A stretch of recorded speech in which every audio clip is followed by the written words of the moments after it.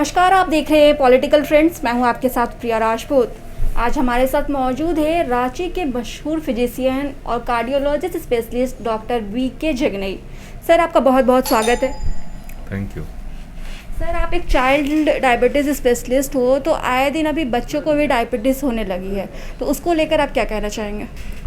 इसका सबसे महत्वपूर्ण कारण ये है कि हम लोगों की लाइफ स्टाइल गड़बड़ हो गई है।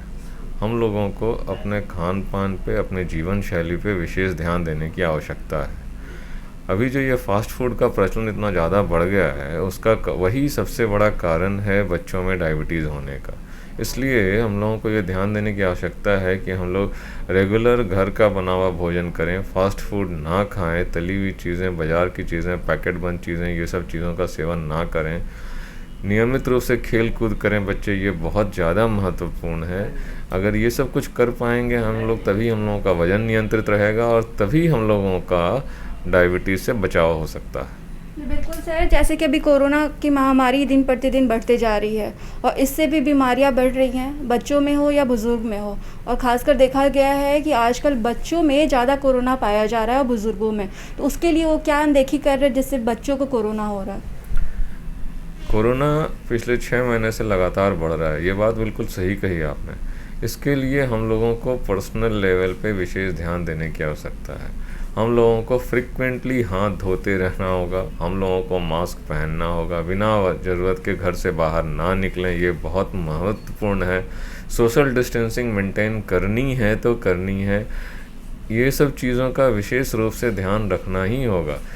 कम से कम दिन में 1 बार 2 बार गर्म पानी में हल्का नमक डाल के गलाला करें। इन चीज़ों का सेवन करने से हम लोग कोरोना से अपने आप को काफ़ी हद तक बचा सकते हैं। इन चीज़ों में अगर हम लोग लापरवाही करेंगे तो कोरोना की चांसेस बहुत ज़्यादा बढ़ जाएगी। और ये अपने को पता है कि अगर किसी में ये बीमारी सीवियर हो रही है तो उसके लिए अपने पास कोई विशेष इलाज नहीं है।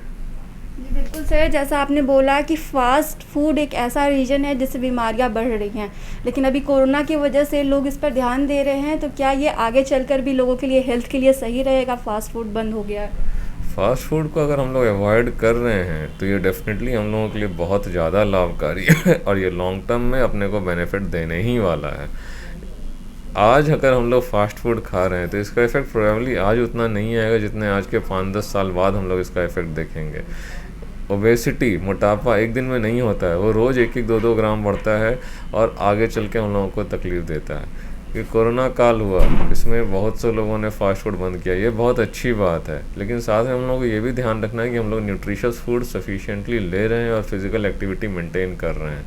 क्यों ऐसा मैं क्यों कह रहा हूँ? क्योंकि अभी कोरोना में हम लोग कह रहे हैं स्टे होम स्टे सेफ़, लेकिन अगर आप होम में रह रहे हैं तो अब आपका फिज़िकल एक्टिविटी को आप कैसे इंश्योर कर रहे हैं, ये इम्पॉर्टेंट है। इसके लिए ज़रूरी है हम लोग कुछ ऐसा खेल खेलें जिसमें कि हम लोगों को सोशल डिस्टेंसिंग मेंटेन रहे। जैसे मान लीजिए अगर हम लोग क्रिकेट खेल रहे हैं तो प्रोबेबली हम लोगों को उतना ज़्यादा एक दूसरे से टच में आने की आवश्यकता नहीं पड़ती है। बैडमिंटन खेल रहे हैं तो हम लोगों को टच में आने की आवश्यकता नहीं। तो हम लोग ऐसा खेल चुनें बच्चे लोग जिससे कि उनका काम गेम का भी होता रहे, फास्ट फूड से बचे भी रहें, सोशल डिस्टेंसिंग भी मेंटेन रहे। ये चीज़ों को ध्यान में रख करके सब काम करना है। बिल्कुल सर, अगर देखा जाए थायराइड की, तो आए दिन देखा जा रहा है कि नॉर्मल एज वाले लोगों को भी थायराइड हो जा रहा है। सर, इसका क्या रीज़न हो सकता है? लाइफ स्टाइल तो एक इम्पॉर्टेंट है ही है। फास्ट फूड के कारण, नॉनवेज फूड के कारण थायराइड बहुत ज़्यादा बढ़ता है। उसके अलावा अननेसेसरी जिसमें आयोडीन की कमी नहीं हो, वो भी अगर आयोडीन वाला नमक खा रहे हैं तो वो भी अपने आप में थायराइड का एक कारण है। तो इसलिए आयोडीन वाला नमक उन्हीं को खाना चाहिए जिनमें थायराइड की दिक्कत है, जिनमें आयोडीन की कमी है। अन्यथा हम लोगों को आयोडीन वाला नमक नहीं खाना चाहिए। उसी ढंग से फास्ट फूड अपने आप में और नॉनवेज अपने आप में बहुत बड़ा रीज़न है थायराइड डिज़ॉर्डर्स का, तो वो भी हम लोगों को अवॉइड करना चाहिए। बिल्कुल सर, अभी देखा जाए तो कोलेस्ट्रॉल एक बहुत ही बड़ा इशू बन गया, प्रॉब्लम बन गया है लोगों की हेल्थ को लेकर के। तो सर, उसके बारे में हमारे दर्शकों को बताया कि किस रीजन से कोलेस्ट्रॉल की बीमारी हो सकती है। कोलेस्ट्रॉल को ब्रॉडली हम लोग 2 पार्ट में क्लासीफाई कर सकते हैं, एक गुड कोलेस्ट्रॉल और एक बैड कोलेस्ट्रॉल। बैड कोलेस्ट्रॉल अर्थात LDL, गुड कोलेस्ट्रॉल अर्थात HDL। ये कोलेस्ट्रॉल भी हम लोगों के भोजन से संबंधित है, फिज़िकल एक्टिविटी से संबंधित है। अगर हमारी फ़िज़िकल एक्टिविटी 1 घंटा प्रतिदिन ब्रिस्क वॉकिंग या स्विमिंग या साइकिलिंग इस ढंग से कुछ भी है तो हमारा एचडीएल बढ़ता है, और जब अगर एचडीएल हमारा बढ़ता है तो हमारी कोरोनरीज, हमारे शरीर की जो ब्लड वेसल्स हैं उनकी पेटेंसी मेंटेन रहती है। लेकिन वहीं अगर एलडीएल बढ़ता है यानी कि बैड कोलेस्ट्रॉल बढ़ता है तो इन्हीं ब्लड वेसल्स में कोलेस्ट्रॉल जमने लगता है, और ये जब कोलेस्ट्रॉल जमने लगता है तो ये विभिन्न तरह की बीमारियां उत्पन्न करता है, जैसे हृदयाघात, स्ट्रोक या किडनी प्रॉब्लम या पैरों में दर्द, ये सब कुछ होने लगेगा। तो यानी कि अगर हम लोगों को एलडीएल से बचना है तो हम लोगों को फास्ट फूड से बचना होगा, तली हुई चीज़ों को अवॉइड करना होगा, ट्रांस फैटी एसिड से बचना होगा, और अगर हमें एचडीएल बढ़ाना है तो हमें फिज़िकल एक्टिविटी बढ़ानी होगी। तो कुल मिला के हम लोग फिर वहीं पहुंच रहे हैं कि हमें अपने भोजन पे और हमें अपने जीवन शैली पर कुल मिला के ध्यान देना होगा, तभी हम लोग कोलेस्ट्रॉल की समस्या से भी निजात पा सकते हैं। और अगर कोलेस्ट्रॉल कंट्रोल रहेगा तो मोटापा कंट्रोल रहेगा, मोटापा कंट्रोल रहेगा तो डायबिटीज़ से हम लोग बचे रहें।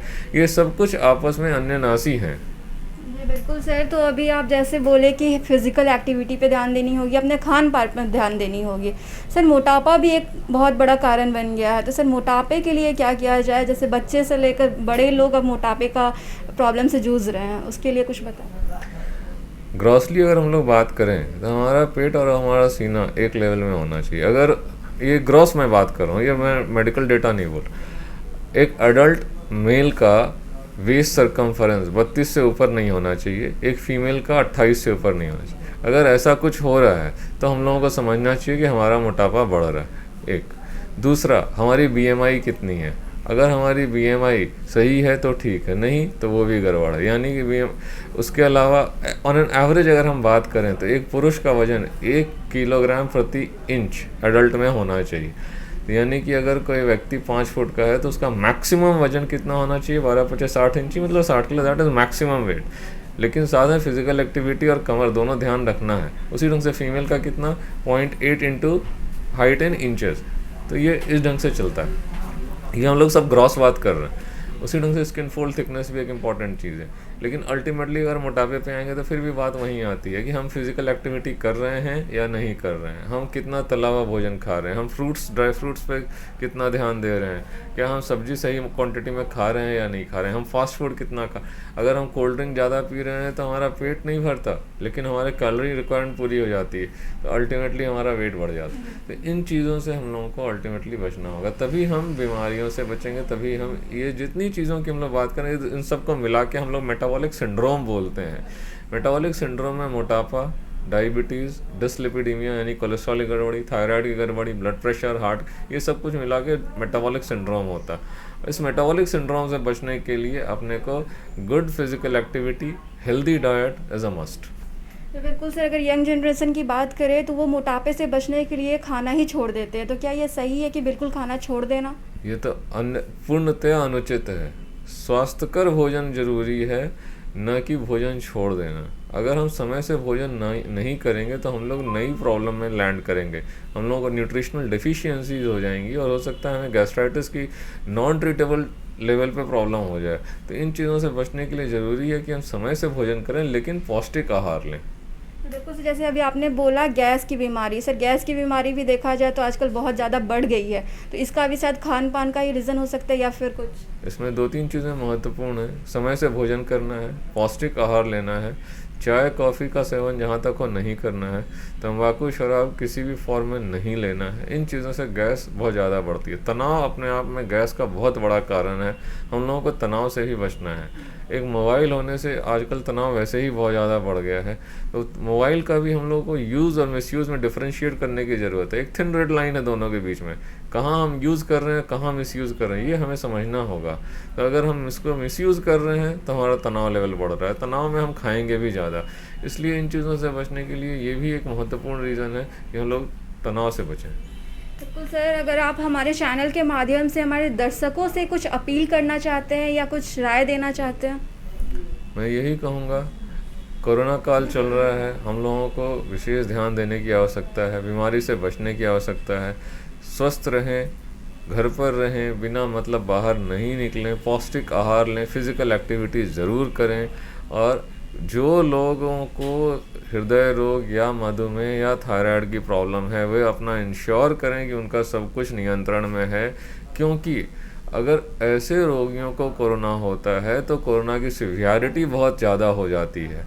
तो उस सिवियरिटी को होना नहीं होना, किसको होना पता नहीं, लेकिन अपने हाथ में जो है वो हम लोगों को ध्यान देने की आवश्यकता है। हम लोग अपना प्रिकॉशंस रखें और अपने levels, sugar levels, blood pressure levels maintain करके रखें, जिससे भगवान ना करे किसी को कोरोना होता भी है तो सिवियरिटी मिनिमम रहे और कम से कम परेशानी से हम लोग निकल जाएं। जी बिल्कुल, हम भी यही अपने दर्शकों से अपील करना चाहते हैं कि जैसे डॉक्टर जगनय जी ने कहा कि खान पान पर ध्यान दें, फिजिकल एक्टिविटी करें। तो ऐसी और भी रोचक खबरों के लिए और रोचक इंटरव्यूज़ के लिए बने रहे पॉलिटिकल फ्रेंड्स के साथ। नमस्कार।